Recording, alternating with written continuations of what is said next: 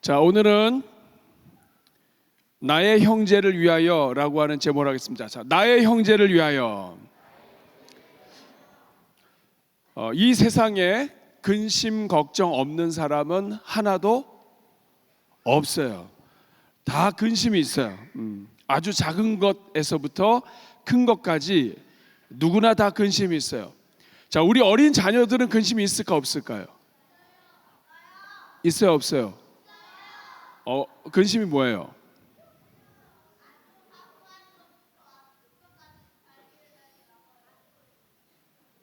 어떤 근심이 있어요? 성적 문제. 근심이 많대요. 여러분, 우리 자녀들이 근심이 많답니다. 근데 사람마다 근심의 그 수준이 좀 많이 다르죠. 집에 과자가 있는데 이거를 집에다 놓고 왔는데 누가 먹으면 어떡할까? 이런 근심부터 시작을 해서 거짓말을 했는데 거짓말 들킬까봐 근심하기도 하고요. 어르신들은 또 우리 어른들은 때가 되면 이것도 내야 되고 저것도 내야 되고 돈도 갚아야 되고 하는데 이거 어떻게 해야 될까? 또 어떤 달에는 너무 힘들고 하니까 이것 때문에 근심이 되기도 합니다. 미리 근심하는 경우도 있죠. 금년 여름 덥다는데 여러분 금년 여름에도 여러분 힘있게 잘 살 수 있길 바랍니다. 우리 주님을 열심히 믿고 기도하면 하나님이 시원하게 해주실 줄로 믿습니다. 자, 그러면 여러분 청소년들은 어떨까요? 청소년들에게 질문을 해봤습니다. 띄워주면 안 돼요. 띄워주면 안 되고. 자, 청소년들한테 2022년도에 고민이 무엇인가를 물어봤는데 가장 많은 학생들이 50.8%가 이게 정말 큰 고민이다 한 게 있었으면 1위가 뭘까요? 뭘까요? 연애 너무 많이 갔어. 뭐예요? 공부야, 공부 나와보세요. 공부. 우리 오늘은 한 사람을 통해서 집안 요새 얼마나 힘들고 어려워. 그래서 목사님이 누룽지를 준비했어요. 한 박스 안에 여러 개가 들어있는데 어디 있어요? 누룽지 박스 어디 있나요? 누룽지 박스 가져갔나 보다. 그치? 자, 일단 받았다고 하고 이따가 알려줘야 돼. 알았죠? 여기 선생님 박주만 목사님 이거 여기 기억을 해줄 수 있기를 바랍니다. 왔어요. 여기 더 있었어요. 네. 박주만 목사님 직접 들고 오신다. 자 받으세요. 자, 이름이 뭐예요? 이수아요. 이수아. 자, 차렷. 목사님 전달해 주세요. 축복합니다. 부모에게 효도하는 거예요. 네. 자, 그러면 1위가 공부였습니다. 청소년들의 가장 큰 고민거리 1위가 공부였습니다. 2위는 뭘까요? 2위. 여러분들 한번 맞춰보세요. 2위. 손들 거기 뭐예요? 숙제가 힘들거나 뭐예요? 외모가 맞았어요. 외모 나오세요. 많은 학생들이 제일 큰 근심이 뭐냐면 외모예요. 외모. 어떻게 알았어요? 바로 제가 겪고 있으니까요. 어떻게 알았다고요? 바로 제가 겪고 있으니까요. 자, 나오세요, 목사님. 네, 빨리 나오세요. 네. 자, 받으시고 차렷. 경례. 자, 한 가지만 더 해보겠습니다. 자, 그러면 그 다음에 3위, 4위, 5위 이렇게 했는데 청소년들의 가장 큰 근심, 고민은 공부예요. 두 번째가 외모예요. 자, 세 번째가 뭘까요? 뭐예요? 친구관계. 나오세요. 일단 친구관계는 4위야. 그 다음에 뭐예요? 옷차림? 아까 외모랑 관련 있는 것 같아. 부모 관계.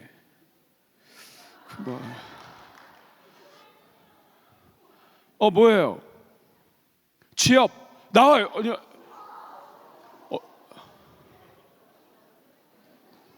어떻게 취업인 줄 알았어요? 자, 여기 이름이 뭐예요? 최라은이요. 자, 여기 주세요. 여기 라은이 주세요. 취업. 그다음 여기는 우정민이요. 자, 여기다 하나 주세요, 선생님. 차렷. 경례. 공부, 외모, 직업, 친구. 자, 목사님이 여기서 왜 이렇게 오랫동안 할까요? 그 이유는 우리 부모님들이 자녀들이 뭘 고민하는지 아셔야 되기 때문에 그래요. 자, 이것만 있는 게 아니에요. 기타 또 여러 가지가 있어요. 어떤 게 있을까요? 건강 문제, 그 다음에 용돈 부족, 그리고 기타 학교 문제, 폭력이라든지 이런 것들 때문에 청소년들이 근심이 많아요. 우리 자녀들도 그래. 요새는 아이들이 일찍 조숙해서 어린 아이들이 점점 이런 걸 배워가요. 벌써 그런 경험을 같이 하고 있습니다. 자, 그러면 오늘 여러분들의 근심은 뭐예요? 오늘 여러분들이 하고 있는 근심이 뭐예요? 옆에 분 한번 물어보겠습니다. 친구야, 아니면 엄마, 아빠, 자, 성도님, 장로님, 권사님, 자, 지금 가장 큰 근심거리가 무엇일까요? 한번 얘기해 보세요. 서로 한번 얘기 나눠보세요. 시작.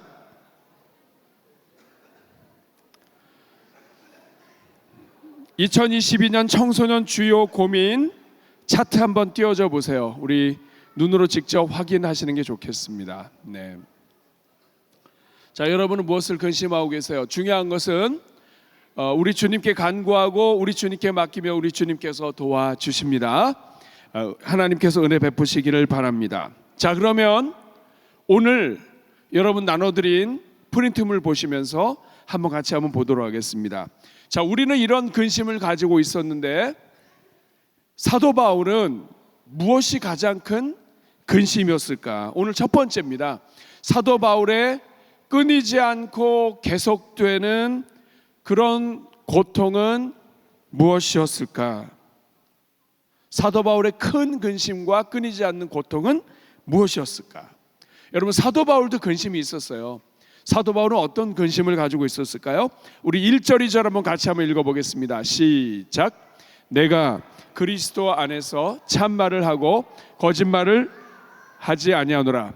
나에게 큰 근심이 있는 것과 마음에 그치지 않는 고통이 있다. 내 양심이 성령 안에서 나와 더불어 증언한다. 나는 지금 솔직히 말한다. 하나님 앞에서 말한다. 나는 지금 근심이 있다. 나는 지금 큰 고통이 있다. 너무 큰 근심, 아주 끊어지지 않고 계속해서 나를 누르는 고통이 있다 얘기합니다. 자, 여기에서 큰 근심이 뭐냐면 이것은 한숨이 나게 하고 마음에 고통이 있고 감정적으로 고통이 있는 근심입니다. 특별히 사도 바울이 에바브로디도라고 하는 믿음의 동역자가 아파서 거의 죽게 되었을 때 자기가 근심한다고 이야기를 했었거든요. 그만큼 사랑하는 사람이 아파서 거의 죽게 되었을 때 근심하는 그러한 같은 단어를 지금 사도 바울이 큰 근심이 있다고 얘기합니다. 작은 근심도 아니고 큰 근심이다. 그런데 이 근심은 끊이지 않는 고통이다. 여기서 이 끊이지 않는 고통이라고 하는 말은 사람이 걸어가다가 아니면 싸우다가 전쟁에서 넘어지거나 다쳐서 부러지고 찢기고 했을 때 느껴지는 이 고통이에요. 아주 심하게 아픈 것, 막 계속해서 나를 찌르는 것, 그리고 나로 하여금 계속해서 살을 째는 것처럼 아픈 것. 지금 사도 바울은 예수님 안에서 내가 진실을 말하는데 나에게는 큰 근심이 있다. 막 나의 살을 째는 것처럼 내가 너무 아프고 힘들고 정말 이 고통이 정말 너무 크다. 막 뼈가 부러진 것 같고 살이 째어지는 것 같다. 여러분, 그게 뭘까요? 오늘 여러분들 나눠드린 프린트물 보면 사도 바울의 가장 큰 근심 고통은 무엇이냐면 형제 동족 유대인들의 구원이었습니다. 자기의 가족 친족 유대인들을 구원하는 것, 이것만큼 정말 마음 아프고 가슴 아프고 이것 때문에 잠도 못 자고 막 살을 째는 것처럼 너무 힘들었다 이거죠. 3절 다시 한번 같이 한번 읽어볼까요? 시작. 나의 형제 곧 누구를 위해서? 나의 형제 곧 고륙의 친척을 위해서. 이 말은 뭐냐면 나의 형제 골육, 나의 모든 동족들의 구원을 위해서 내가 지금 너무나 큰 고통 중에 있다 이겁니다. 자, 여러분 오늘 두 번째입니다. 그렇다면 사도 바울은 이 유대인들 동족이 구원을 받는 것에 대해서 어느 정도나 원하고 있는가? 나는 정말 원한다. 내 이 큰 고통 근심이 있는데 내가 이걸 원하기 때문에 이렇게 내가 고통이 많다. 어느 정도나 원하는가? 사도 바울은 유대인의 구원을 어느 정도나 원하고 있었는가? 3절 다시 한번 읽어보겠습니다. 시작.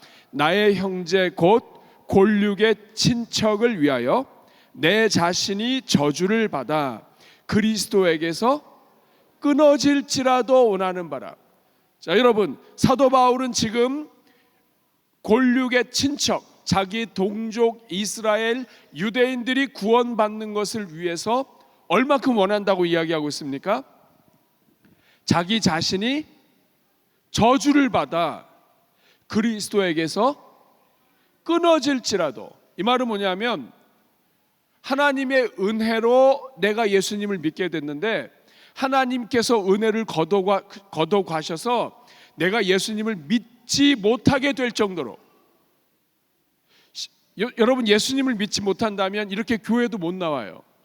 교회 성도들을 만나지 못할지라도 성도들의 공동체에서 쫓겨나서 파문이 돼서 완전히 이방인 취급을 받는다 할지라도, 성도들의 교제가 완전히 끊어진다 할지라도, 유대인들의 영적인 유익과 구원을 위해서라면 나는 그것을 만족하겠다 이거예요. 더 이상 성도들이 나를 기억하지 않는다 할지라도, 하나님이 나를 기억하지 않는다 할지라도 나는 이 땅의 교회가, 성도들이, 내가 수고하고 애쓴 하나님의 자녀들이 내 이름을 완전히 잊어버리고 나를 완전히 기억에서 지워버린다 할지라도 나는 이스라엘 백성들이 구원받는 것, 나의 동족, 형제, 가족이 구원받는 것, 나는 그것을 너무나 원한다. 사랑하는 여러분, 지금 사도 바울은 하나님께서 특별히 이방인의 사도로 부르셨습니다. 사도행전 9장 15절 말씀을 보면, 사도행전 9장 15절에 주께서 이르시되 가라, 이 사람은 내 이름을 이방인과 임금들과 이스라엘 자손들에게 전하기 위하여 택한 나의 그릇이라고 그랬습니다. 이방인을 위한 사도이기도 하지만 임금들을 위해서, 각 나라의 왕들을 위해서, 그리고 각 나라에 있는 이스라엘 자손들까지도 포함되어 있어요. 그런데 사도 바울은 이방인을 위하여 그렇게 열심히 복음을 전해서 많은 이방인들이 구원을 받았는데 정작 같은 민족, 같은 가족, 같은 친족, 자기 주변에 있는 사람들이 예수님을 안 믿는 거예요. 그러니까 얼마나 마음이 괴롭겠어요.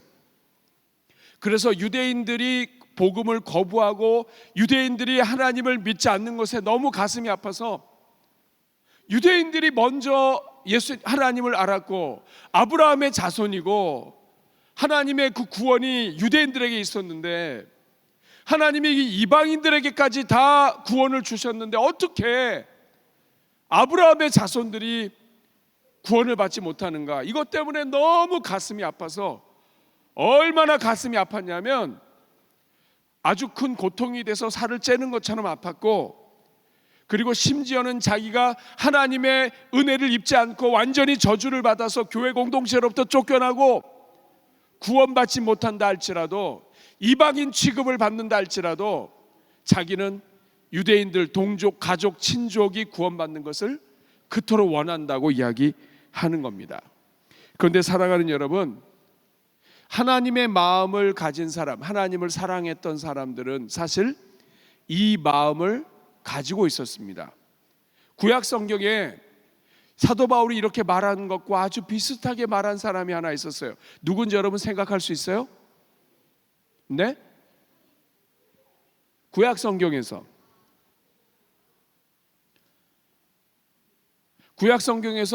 차라리 나를 죽이시고 우리 민족을 살리시고 나를 죽여주십시오 얘기했던 사람이 있었어요. 누가 모세라고 오셨어요? 손 들어보세요. 여기 지금 모세 이렇게 얘기했는데 소리가 크게 나왔는데 나오세요. 목사님 진짜 누룽지가 필요하신 분이 나오세요. 빨리 나오세요. 네. 자, 이 많은 누룽지를 어떻게 하실 거예요? 집에 가서 가족들과 잘 먹겠습니다. 오케이. 자, 주십시오. 네.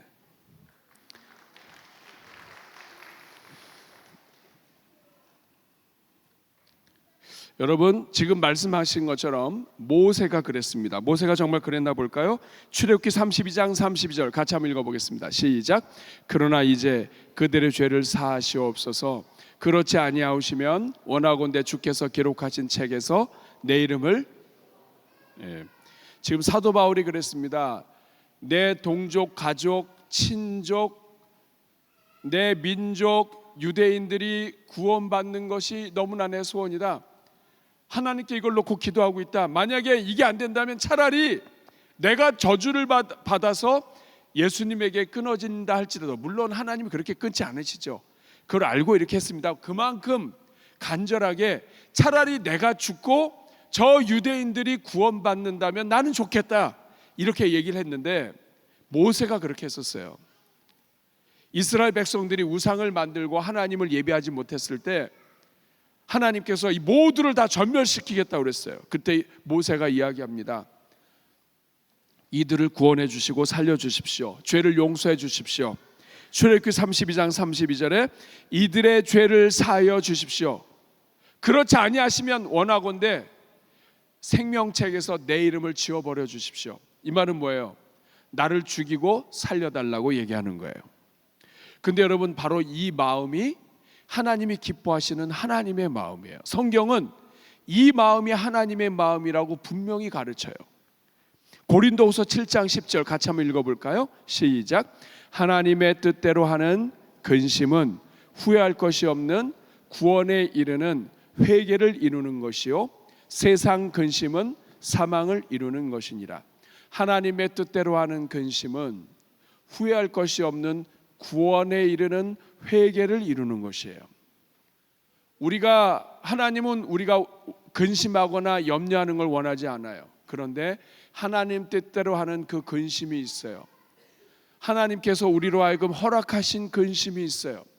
그것은 뭐냐면 후회할 것이 없는 구원에 이르게 하는 회개를 이루는 것이다.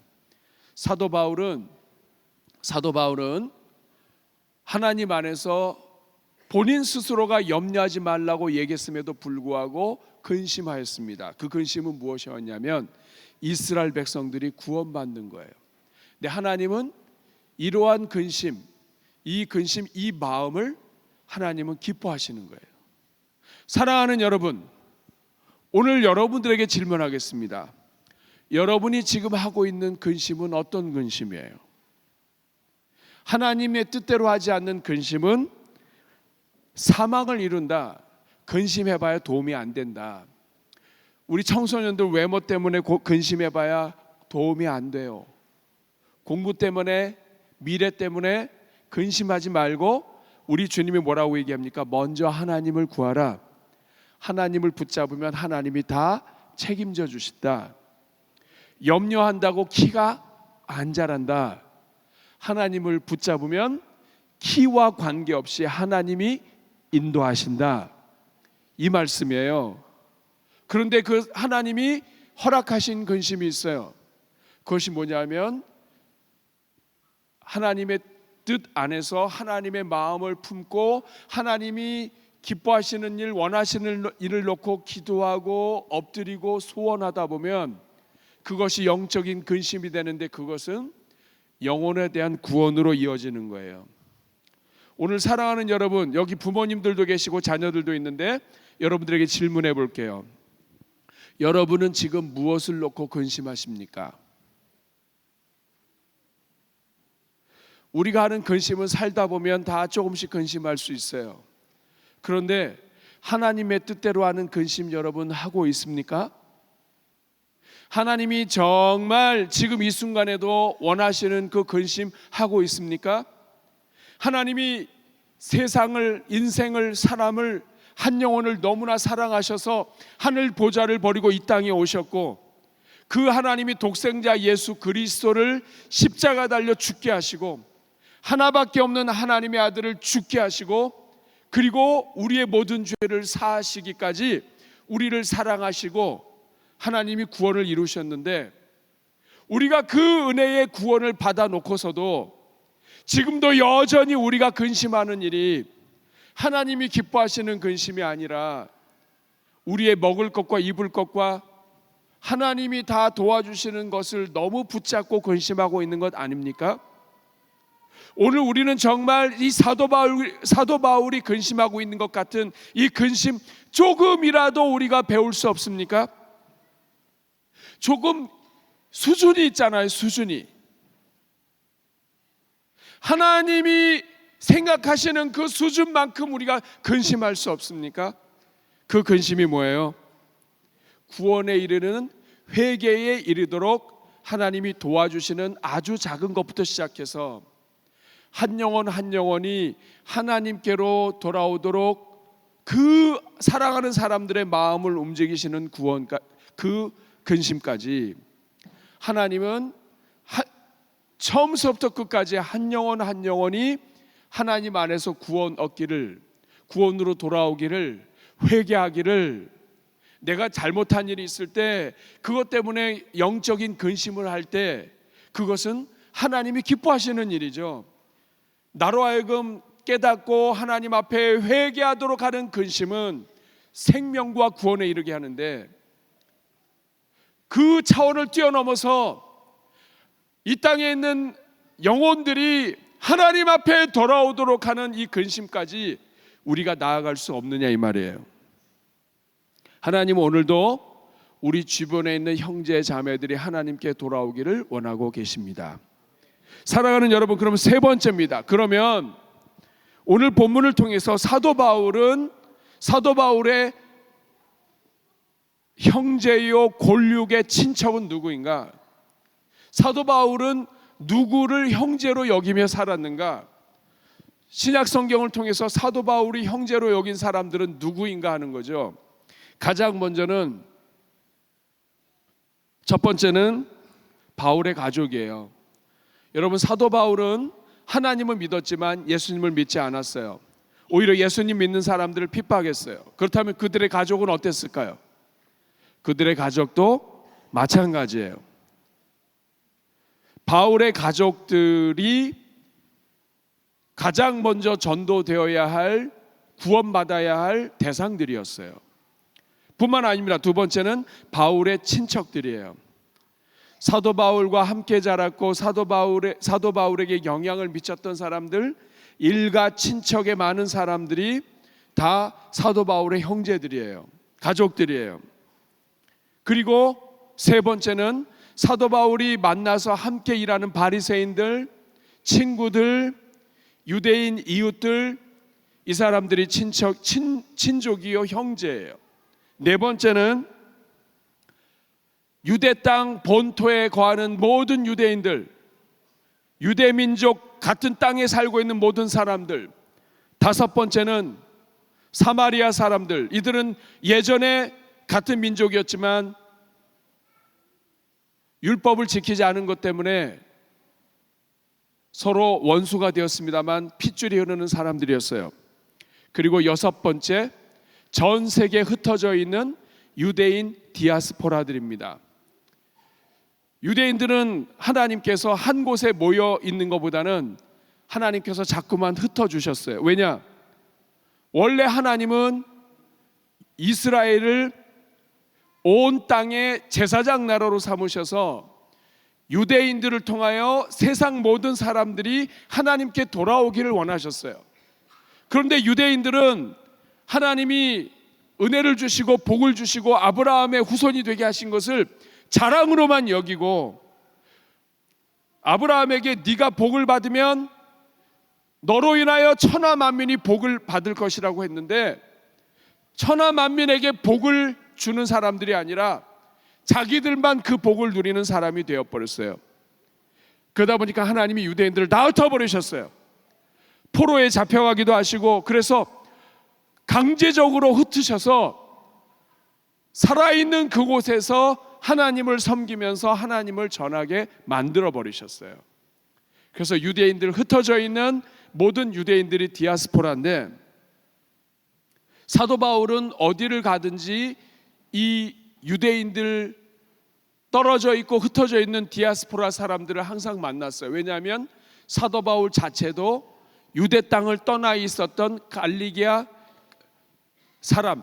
사람이었고, 그곳에서 자랐고 외국에서 자란 사람이에요. 로마의 시민이 되었어요.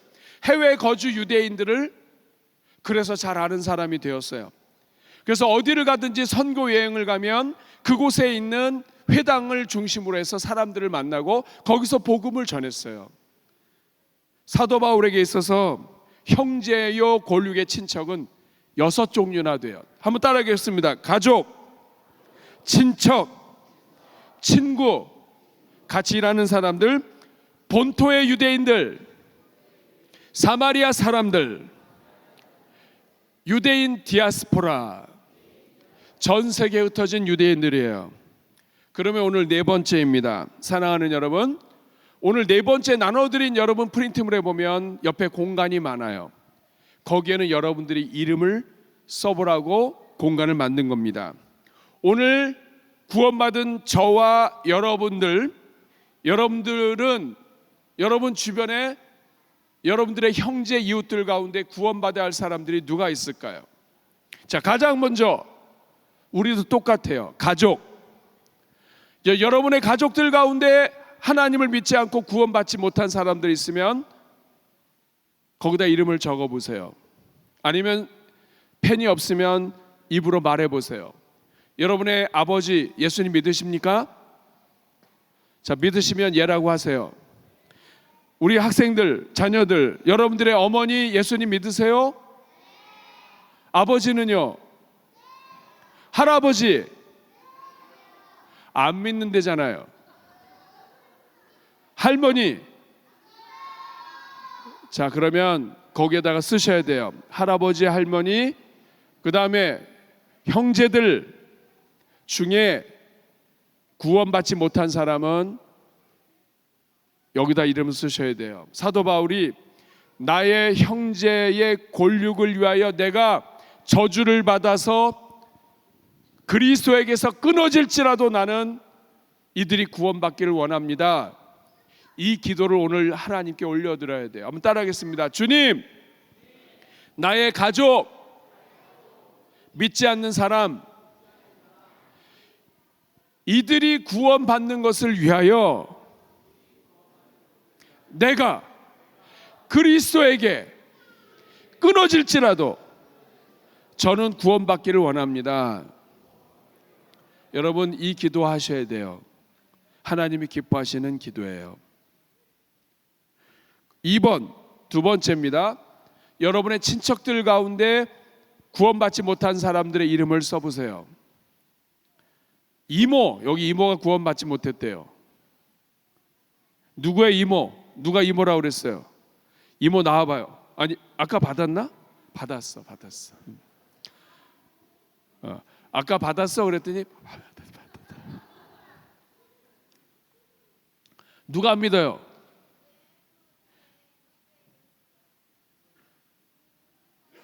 모두 다 안 받는데 하나 주세요. 네.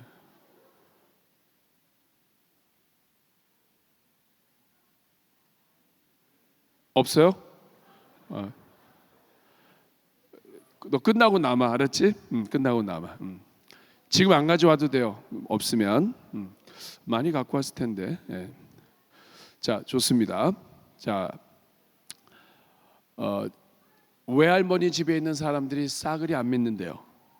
자, 여러분들 가정에는 또 누가 있어요? 누가 안 믿어요? 삼촌, 외할아버지. 자, 이런 사람들의 이름을 다 적으세요.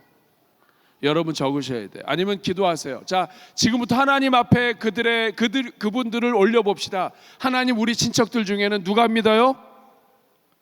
외할아버지가 안 믿어요. 외숙모도 안 믿어요. 이모도 안 믿어요. 자, 누구? 사촌 오빠가 교회를 안 다닌대. 자, 이렇게 가족, 친척이 있습니다. 자, 세 번째는 누구예요? 함께 만나고 일하는 친구들과 이웃들. 여러분 학교의 친구들 가운데 예수님 믿지 않는 사람 이름을 얘기해 보세요. 자, 옆에 있는 사람한테 얘기해 보세요. 여러분 학교 친구 중에 예수님 믿지 않는 사람. 우리 부모님들은 여러분이 일하시는 일터에, 그리고 여러분이 함께 만나는 이웃들 가운데 예수님 믿지 않는 사람들 이름 한번 얘기해 보세요. 우리가 주님 앞에 나오고 예배 드리는 것은 관심을 갖는데, 함께 매일 만나면서도, 매일 같이 일하면서도, 같이 살면서도 이들이 예수님 믿는 것에 대해서 관심도 없고, 이들이 구원받는 것을 위해서라면 내가 생명책에서 지워져도 좋고, 내가 저주를 받아 그리스도에게서 끊어져도 나는 이걸 원합니다라고 하는 이 마음이 없다면 오늘 우리는 하나님이 원하는 근심을 못하고 있는 거예요. 한번 가슴에 손 얹고 그들의 이름을 한번 부르면서 눈을 떠도 괜찮아요. 같이 한번 기도하겠습니다. 저를 따라해 주세요. 하나님, 우리 동네와 학교와 일터와 이웃에 함께하는 사람들 가운데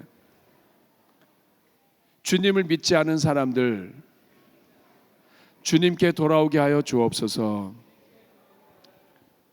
이들에 대하여 관심도 갖지 않고 기도도 하지 않고 하나님 뜻대로 하는 근심 없었음을 고백합니다. 용서해 주십시오. 이거 여러분 기도해 주셔야 돼요. 네 번째, 우리나라에 거하는 모든 대한민국 사람들, 이분들은 다 사도 바울이 말한 형제요 동포요 친족들입니다. 우리 대한민국 유대 사람과 비슷해요. 유대인들이 하나의 민족인 것처럼 우리 대한민국도 단일 민족이라고 그래요. 우리는 다 형제예요. 우리나라에 거하는 모든 대한민국 사람들, 여러분 대한민국에 있는 모든 사람들을 품고 우리가 주님 앞에 기도할 수 있는 하나님의 마음을 달라고 하셔야 돼요. 하나님이 기뻐하시는 일입니다. 우리 하나님은 크신 하나님이신데 우리 자녀들과 교회와 우리 대전중앙교회가 우리 먹고 사는 것과 우리 아이들과 집안에만 머물러 있다면 우리 자녀들에게 큰 하나님을 가르치지 못하는 거예요. 여러분, 하나님께서 여러분의 지경을 넓혀 주시기를 축복합니다. 우리의 형제 가족은 우리 집안 식구들, 형제, 친척 여기서 끝나지 않아요. 일터에 있는 사람들, 그리고 매일 만나는 학교에 있는 사람들, 이웃들, 그리고 대한민국의 모든 백성들, 여러분 기도할 때마다 같이 집어넣으셔야 돼요. 충청도와 경기도와 서울, 강원도와 전라도와 경상도와 제주도까지 여러분 다 품고 기도하셔야 돼요. 이들이 다 동족입니다. 여기서 끝나나요? 아닙니다. 5번, 다섯 번째를 보면 북한 동포도 우리의 동족이에요. 사도 바울의 생각 속에는 이스라엘 모든 민족들이 다 있었어요. 오늘 우리도 마찬가지예요. 우리가 기도할 때 북한 동포를 반드시 포함해야 돼요. 그들은 우리와 한 민족입니다. 그들은 공산주의 아래 있어요. 제가 목사님이 2012년도에 평양을 다녀왔어요. 평양을 갔다 왔었는데 해외 동포로 갔다 왔습니다. 슬쩍 갔다 왔어요. 그래서 그곳에서 같이 생활하면서 사실은 무엇 때문에 갔냐면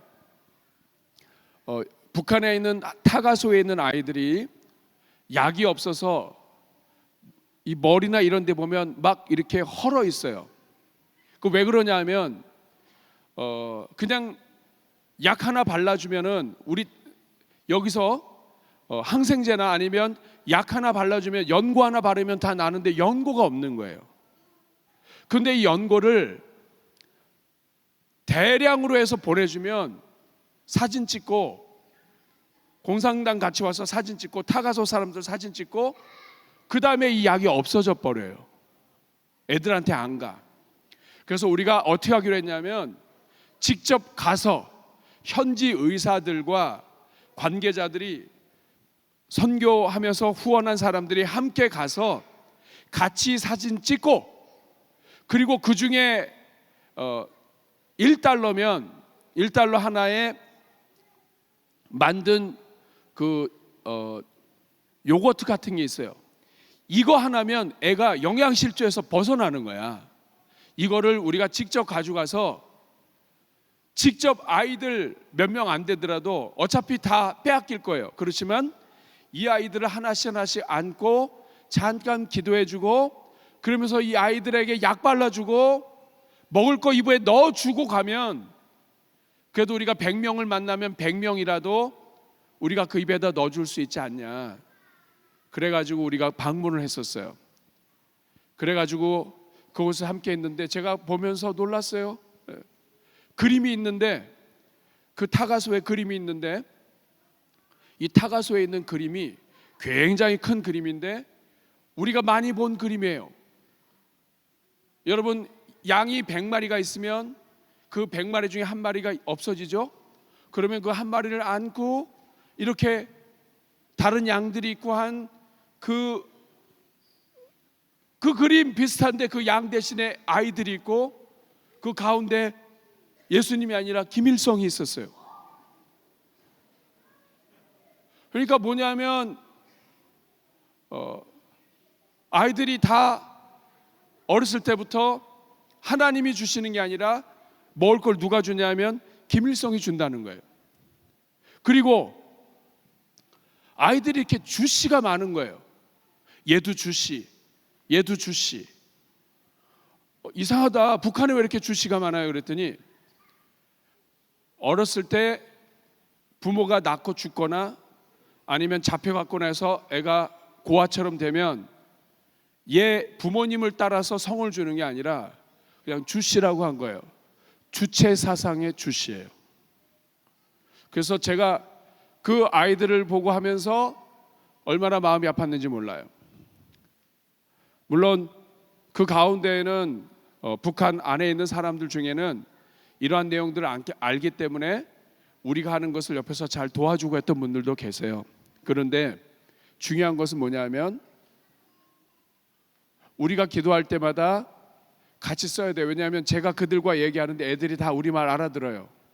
너 몇 살이야? 그러면 6살이요. 너 이름이 뭐야? 한국말로 다 대답해요. 걔네들은 외국 애들이 아니라 우리 한국 애들이에요. 한국말 쓴다고요. 그러니까 여러분 5번째입니다. 우리가 기도할 때마다 구원받아야 할 사람들의 반드시 집어넣어야 될 사람들은 북한 동포예요. 따라하겠습니다. 북한 동포. 그리고 6번째, 우리 대한민국은 이스라엘과 너무나 닮았어요. 이상하게 우리 대한민국은 하나님이 역사 속에서 수많은 사람들을 우리 민족 사람들을 외국으로 보내셨어요. 일본으로 때로는 잡혀서 끌려서 가기도 하고 중국으로, 연해주로, 만주로, 그리고 독일로, 해외로, 지금도 여러분 러시아에는 우리 고려인들이 있는데 고려인들 중에는 아주 오랫동안 이 러시아의 높은 자리까지 올라간 사람들이 많아요. 그 이유가 뭐냐면 이 고려인들이 러시아 사람들이 짓지 못했던 농사를 우리 고려인들은 그 만주 러시아 벌판, 추운 시베리아 벌판에서 농사에 성공합니다. 그만큼 우리 민족이 지혜로워요. 그리고 현재 중국에, 미국에, 온 세계에, 그리고 하나님이 성령의 불을 내려주셔서 온 땅의 선교사들이 다 흩어져 있어요. 이 흩어져 있는 우리 한국 사람들을 디아스포라라고 우리가 불러요. 따라하겠습니다. 코리안 디아스포라. 그런데 참 안타깝게도 오늘 사도 바울은 분명히 나의 동족이 구원받아야 할 때 디아스포라까지 생각하고 있는데, 오늘 이 땅에 살고 있는 사람들은 그거 모르는 사람들이 많아요. 여러분, 이제는 사도 바울처럼 같은 생각을 해야 합니다. 세계 나가 있는 사람들이 너무 귀한 사람들이 많아요. 왜냐하면 하나님이 세계에 미리 다 보내주셔서 대한민국이 어디를 가든지 복음 전할 수 있도록 다 해놓으셨어요. 여러분, 2021년도 외교부 자료에 의하면 현재 우리 대한민국 사람들이 세계 180여 개 국가에 730만 명이 나가 있어요. 근데 여러분, 이 숫자가 작은 숫자가 아니에요. 우리 대한민국이 5천만인데 730만 명 나가 있고요. 그 중에서 해외에 나가 있는 자녀들의 숫자, 대학생 아래에 우리 자녀들의 숫자가 150만, 200만 정도가 돼요. 700만 중에서 퍼센트로 따져도 그렇게 됩니다. 그런데 여러분, 우리 대한민국이 2024년에 유초등학교, 중등부, 고등부까지 학생이 570만 명이에요. 그런데 세계에 나가 있는 우리 자녀들의 숫자가 100만 명이 넘어요. 우리 대한민국 안에서는 아이들을 많이 안 낳지만 하나님이 우리 대한민국 사람들을 세계로 보내서 세계에서는 아이를 그냥 막 낳아요. 그래서 우리 대한민국만 보면 출산율이 떨어져 있지만 해외에 나가면 한 집안에 2명, 3명은 기본인 가정들이 많아요. 하나님이 우리 대한민국을, 미래를 도와주시고 계시는 거예요. 여러분, 그래서 저는 2010년부터 해외에 디아스포라 흩어져 있는 우리 한인 자녀들, 한인들의 자녀들을 섬기는 일을 해왔습니다. 이걸 코스타라고 그래요. 영어로 한번 보여주세요. Korean Student All Nations의 약자가 코스타입니다.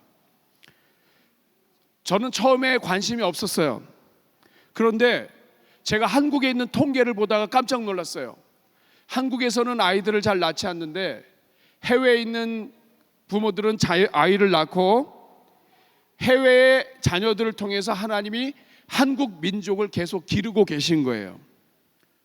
그래서 깨달은 게 뭐냐면, 해외에 있는 각 나라의 자녀들에게 복음을 전해서 걔네들이 하나님을 잘 믿고 신앙생활 잘 하다가 나중에 한국에 들어오거나 현지에 있다 보면 오히려 한국 사회가 해외에 있던 자녀들 때문에 영적으로 도움받을 수 있겠구나 생각을 하게 됐어요. 그래서 해외에 있는 자녀들을 섬기는 일에 투자를 해봤습니다. 어떨 때는 우리 집안이 같이 가서 코스타를 섬겼어요. 해외에는 돈이 많이 없어요. 교회들이 작아요. 그렇기 때문에 강사들이 가면 비행기표를 해줄 수가 없어요. 그러면 강사들이 다 비행기표를 해서 갑니다. 가서 그 아이들과 함께 있으면서 하는데요. 대한민국에서는 매주 교회 다닐 수 있고 집회할 수 있고 하니까 큰 집회를 한다고 해도 이렇게 막 열정적으로 모이질 않아요. 그런데 동남아 지역, 캐나다 지역, 해외 지역에 있는 자녀들은 한국에서 집회 강사 오는 게 쉽지가 않아요.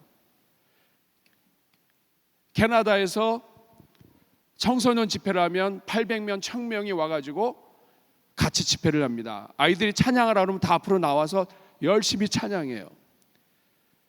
홍콩, 중국, 그리고 인도네시아 이런 지역에 있는 학생들 집회 열어달라고 요청해요. 제가 하나님은 소원하고 소망하는 자들에게 계속 길을 열어주시는구나. 그래서 저희 부부 가족이 같이 가면 저는 강사로 가고 아내는 그 집회 기간 동안에 상담을 해요. 청소년 애들이 강사들 오길 기다려요. 왜냐하면 상담 때문에 그래요. 왜냐? 현지에 있는 목사님 그리고 사역자들 교회 선생님들한테는 얘기하면 다 퍼져요. 이민교회가 너무 작아가지고 다 퍼져. 집사님한테 얘기하고 목사님한테 얘기하면 이거 다 알아. 그리고 안심이 안 돼. 근데 비행기 타고 와가지고 해외에서 온 사람한테 얘기하면 이 사람 듣고 떠나버려.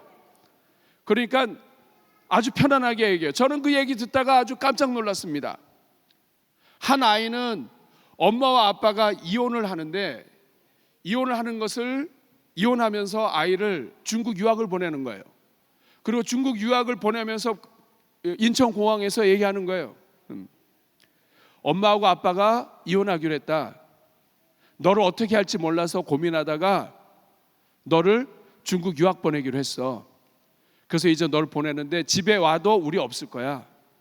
그러니까 네가 알아서 잘 살아. 이런 아이들부터 시작을 해가지고 온갖 종류의 상처 입은 아이들이 얼마나 많은지 몰라요. 그래서 그 유학생들, 이민교회 자녀들 이들을 섬기고 기도하고 이런 일을 하다가 한국에 들어왔어요. 그래서 2016년에 대전중학교에 담임 목회자로 왔습니다. 그런데 제가 여기 오니까 우리 홍정일 목사님 또 이동훈 목사님이 저를 국제이사로 세웠어요. 여러분 국제이사는 아무나 하는 게 아니에요. 그 각 교단의 대표, 뭐 온누리교회, 또 지구촌교회, 또 수영록교회 10명밖에 없어요.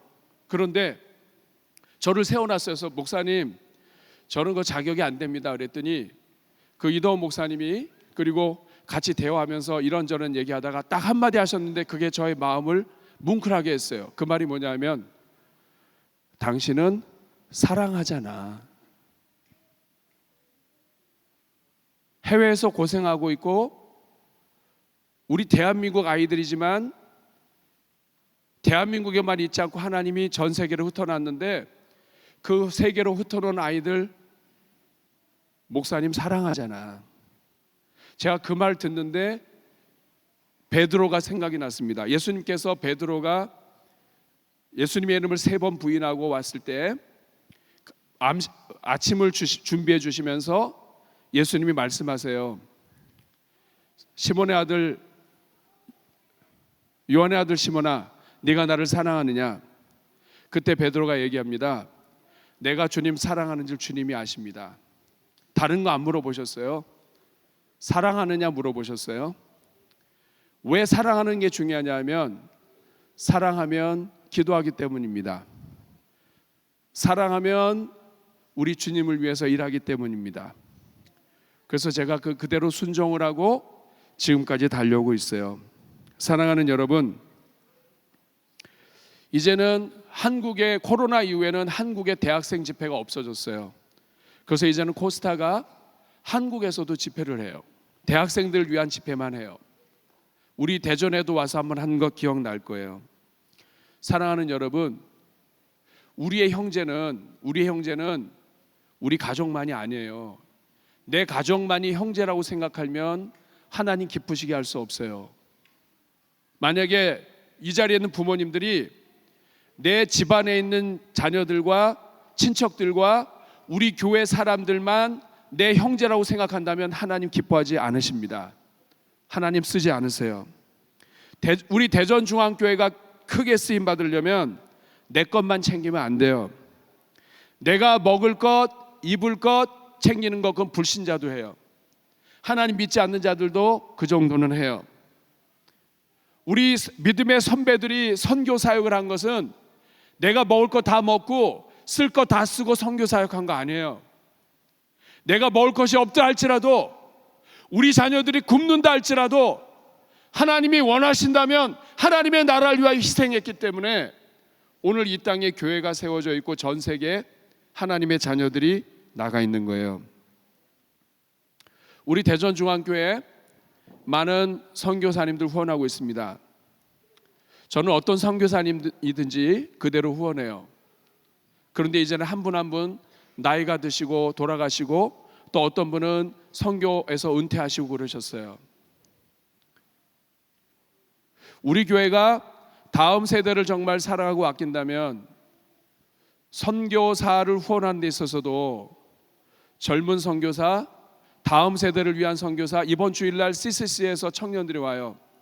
대학생들을 위해서 헌신하고 선교하는 단체들, 우리 교회가 적극적으로 후원해야 합니다. 우리 자녀들 진정으로 사랑한다면 우리 대한민국뿐만 아니라 전 세계에 우리 자녀들 하나님이 심어둔 하나님 코리안 디아스포라 어떤 모든 사람들을 다 축복하기 원한다면 우리가 모든 세대를 다 섬길 수 있어야 돼요. 오늘 우리는 이것을 함께 배웠습니다. 우리의 형제가 누구예요? 오늘 이것만 기억하세요. 오늘 이 자리에 앉아 계신 여러분들의 형제가 누구예요? 여러분들의 형제가 누구예요? 여러분의 가족이에요? 친척이에요? 여러분 알고 있는 사람이에요? 여러분들에게 잘해주는 사람이에요? 여러분의 직장 동료들 가운데 일부예요? 여러분 학교 다니는데 학교에 다니는 모든 사람들 나하고 친하지 않으면 아무도 형제가 아니에요? 아니에요.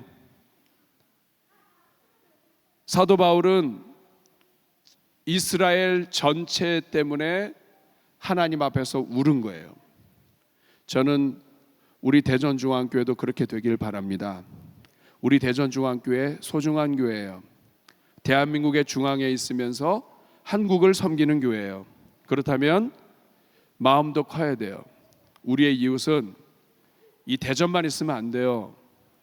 우리의 이웃은 대한민국이고요. 우리의 형제는 전 세계에 흩어져 있는 모든 우리 대한민국 사람이에요. 그리고 예수 그리스도 안에서 모든 이 땅에 있는 세계의 사람들이 우리의 형제가 돼야 돼요. 이것을 품고 기도할 수 있기를 축복합니다. 이것 때문에 울고 이것 때문에 엎드리고 이것 때문에 하나님 앞에 매달리면 하나님이 여러분들을 귀하게 쓰실 것이고 대전중앙교회 하나님이 귀하게 쓰실 것입니다. 이것을 여러분 가슴에 담고 저는 우리 자녀들이 unlimited, 제한이 없는 하나님의 쓰임을 받기를 원해요. 그러려면 마음이 커야 돼요. 따라하겠습니다. 나의 형제를 위하여, 나의 형제를 위하여 복음을 전하겠습니다.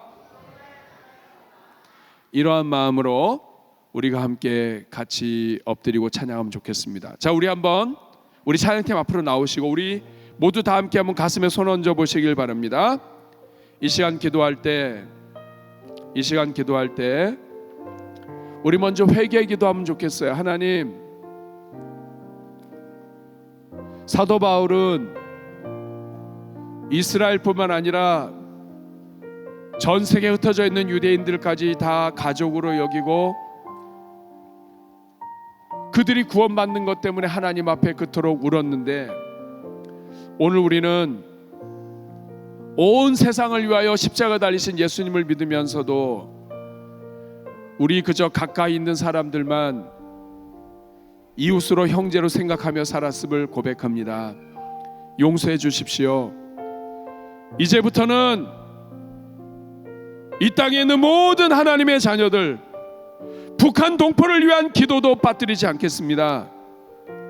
이제부터는 전 세계에 흩어져 있는 우리 대한민국 사람들, 그들을 기도할 때마다 집어넣겠습니다. 이제부터는 우리가 알고 있는 사람들, 우리랑 친한 선교사님들뿐만 아니라 정말 온 세상을 위하여 섬기시는 분들, 그리고 중고등학교, 대학교 복음화율이 떨어진 곳에서 정말 배 굶어가면서 헌신하는 학원 사역자들, 대학교 선교 사역자들, 우리가 그들도 기도하며 섬기겠습니다. 하나님, 우리 대전중앙교회를 사용하여 주시옵소서.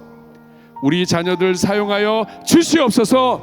특별히 우리 부모님들 옆에 계시면 자녀들 머리에 손 얹고 축복해 주시길 바랍니다. 하나님, 지경을 넓혀 주시고 우리 부모가 하는 것처럼 먹고 사는 문제만 고민하지 않게 하시며 하나님의 나라를 위하여, 온 땅의 복음을 위하여, 세계 구원을 위하여 온 세상을 형제로 삼고 나아가는 우리 자녀들 되게 하여 주시옵소서. 우리 그렇게 한번 오늘 회개의 기도, 간구의 기도, 축복의 기도 같이 올려드릴 때 우리 주여 한번 부르고 기도하겠습니다. 주여, 은혜로우시고 자비로우신 아버지 하나님 감사합니다. 하나님 아버지, 오늘 이 자리는 주의 종들에게 은혜를 더하여 주시옵시고 하나님 아버지 함께하여 주옵소서. 하나님 아버지 은혜를 더하여 주시고 하나님 아버지 함께하여 주시고 하나님 아버지, 이 자리는 주의 자녀들에게 복 내려 주옵소서. 우리 자녀들을 축복합니다. 하나님 아버지 인도하여 주시고 하나님 아버지 지경을 넓혀 주시며 온 땅의 복음을 위하여 수고하는 종들 되게 하여 주시옵소서. 하나님 아버지, 우리 부모들의 눈을 열어주시고 우리 형제 자매, 온 지구촌이 형제 자매임을 고백하며 하나님 아버지, 우리의 기도도 같이 넓어지게 해주시고 사도 바울의 심장이 우리에게 있게 하여 주시옵소서. 우리 같이 찬양하고 기도할 텐데요, 기도하기 전에 지난주에 제가 과제를 내드린 것이 있었는데 우리 자녀들을 축복하고 기도하겠습니다. PPT 한번 띄워주실래요? 오늘 좀 길어졌네요. 자, 우리 유치부, 유년부, 초등부 지난주에 앞에 나온 자녀들 우리 10,000원씩 선물로 주면서 이번 한 달 동안에 착한 일하고 얘기하라고 그랬더니 우리 아이들이 보고서를 냈습니다. 자, 하나씩 띄워주세요. 저거 안경 쓰고 검은 옷 입은 사람이 저예요. 자, 우리 조규환 어린이 아파트 엘리베이터 앞에서 아파트에 사시는 할아버지께 간식을 드렸습니다. 마주칠 때마다 반갑게 인사해 주시고 챙겨주시는 마음이 감사해서 간식을 드렸는데 할아버지 아내 되시는 할머니는 대전중앙교회 다니신대요. 할아버지께 할머니와 같이 교회 나오시라고 말하며 전해드렸다고 합니다. 그 밑에 느낀 점 글씨가 작은데 이런 것입니다. 진짜 좋았어요. 할아버지께 드리는 게 좋았어요. 모두 다 좋았어요. 엄마랑 함께하니 재미있었어요. 주는 게 좋아요. 저는 주는 사람 될 거예요. 박수 한번 하겠습니다. 지금 이거 제출하신 어린이들에게는 특별 상을 드리도록 하겠습니다. 유치원의 황수현 맞아요? 다음 거. 네. 황수현은 없어졌나 보다, 그렇죠? 네. 제가 읽어드리겠습니다. 예수님을 모르는 친구들에게 편지 써서 선물 줬답니다. 박수 한번 해주세요. 네. 그 다음에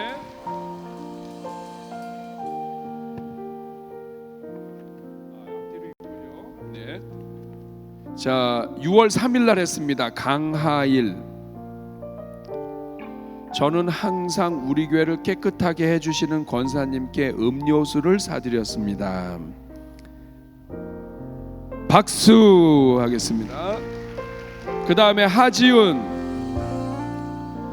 5살 때부터 7살인 지금까지 지은이의 등하원을 책임지고 계셔주시는 어린이집 기사님께 감사의 마음을 전하였습니다. 장에 좋은 유산균을 구입하여 유산균 비싼데 정성껏 포장하고 10,000원 더 썼네.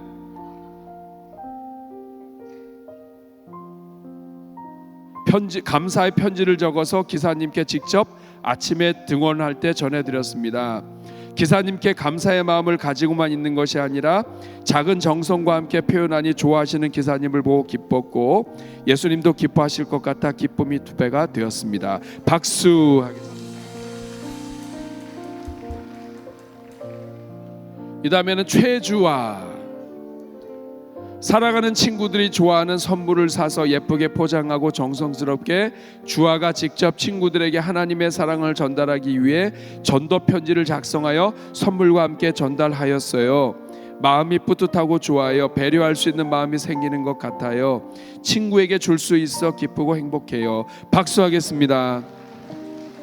우리 자녀들은 이러한 행사를 통해서 우리의 형제가 누구냐면 집안 가족들을 뛰어넘는 거죠. 민찬율, 오늘 경비 아저씨에게 음료수와 과자를 주었다. 아저씨가 고맙다고 해서 기분이 좋았다. 이 경비 아저씨하고 사진 찍었네요. 나만 먹고 싶었는데 다른 사람을 위해 쓰니까 행복했다. 앞으로 나만 사용하지 않고 다른 사람들에게 나눠줘야 되겠다. 박수.